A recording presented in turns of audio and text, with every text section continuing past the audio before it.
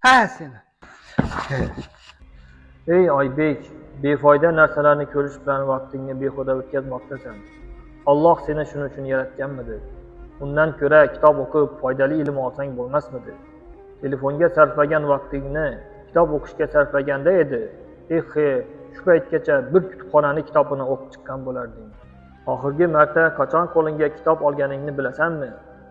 Ko'p emas, boshlanishiga kuniga 10 bet kitob o'qi.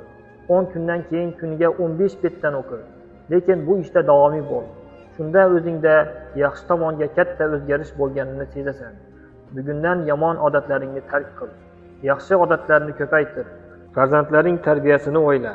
Qush uyasida ko'rganini qilganidek, sen hozir qanday bo'lsang, ular ham sening aksing kabi bo'ladi.